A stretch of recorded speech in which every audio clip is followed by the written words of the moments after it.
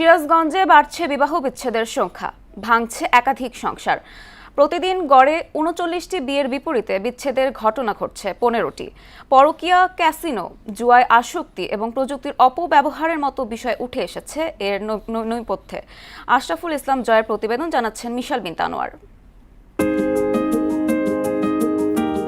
সুন্দর সংসারের স্বপ্ন নিয়ে সম্পর্কের পথচলা শুরু, কিন্তু এর স্থায়িত্ব পাচ্ছে না কয়েক মাসেও। সিরাজগঞ্জ জেলায় ভয়াবহ আকার ধারণ করেছে বিবাহ বিচ্ছেদ। প্রতিদিন গড়ে ভেঙে যাচ্ছে ১ ডজনেরও বেশি সংসার। জেলা রেজিস্ট্রার কার্যালয়ের পরিসংখ্যান বলছে ২০২৪ সালে জেলাটিতে মোট বিয়ে হয়েছিল ১৪,১৯৭টি। এর বিপরীতে তালাক হয়েছে ৫,৩৩৩টি, অর্থাৎ প্রতিদিন গড়ে ৩৯টি বিয়ের বিপরীতে বিচ্ছেদ হয়েছে ১৫টি। ২০২৫ সালে বিয়ের সংখ্যা কমে দাঁড়ায় ১৩,৩১৭টিতে, আর তালাক হয় ৪,৮০৩টি, শতকরা হিসেবে যা মোট বিয়ের প্রায় ৩৬%।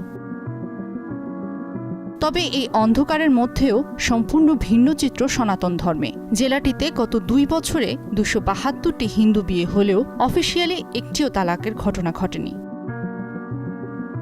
জেলা জুড়ে বিচ্ছেদের এই সামাজিক ধসের সবচেয়ে উদ্বেগজনক চিত্র রায়গঞ্জ উপজেলায়। সেখানে ৮৪৯টি বিয়ের বিপরীতে তালাক হয়েছে ৫৬১টি, অর্থাৎ প্রতি ১০০টি বিয়ের বিপরীতে বিচ্ছেদ ঘটেছে প্রায় ৬৬টি।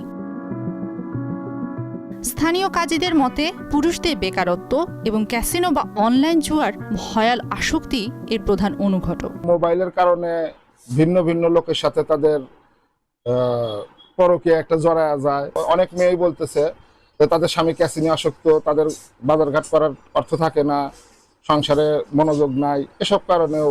আইনজীবীরা বলছেন শুধু জুয়া নয়, প্রযুক্তি আর সামাজিক যোগাযোগ মাধ্যমের অপব্যবহারও ধ্বংস করছে পারিবারিক বন্ধন। মূলত এই মোবাইল কানেকশনেই যোগাযোগ করেই মূলত পরকীয়াটা হচ্ছে, আর এই কারণে ডিভোর্সের সংখ্যাটা বৃদ্ধি পেয়েছে। মানুষের মধ্যে এইটা পজিটিভ দিকটা নিয়ে আসতে হবে, যে ডিভোর্সের ফলে সমাজে যে ভয়াবহ আকার ধারণ করতেছে ডিভোর্সের ছেলে মেয়েদের। অবশ্য সংকট মোকাবিলায় গ্রামীণ ও শহর অঞ্চলে নিয়মিত উঠান বৈঠক ও সচেতনতা বৃদ্ধির কাজ করার কথা জানায় মহিলা বিষয়ক অধিদপ্তর। মহিলা বিষয়ক অধিদপ্তরের যে স্টেক হোল্ডাররা রয়েছে, আমরা আমাদের উঠান বৈঠকগুলোতে ডিভোর্সের ক্ষতিকর প্রভাব সম্পর্কে আলোচনা করি। সমাজবিজ্ঞানীরা বলছেন পরিবারে পারস্পরিক শ্রদ্ধাবোধ, সহনশীলতা ও নৈতিক মূল্যবোধ জোরদার করা না গেলে ভবিষ্যতে এই সামাজিক সংকট আরও ভয়াবহ রূপ নেবে।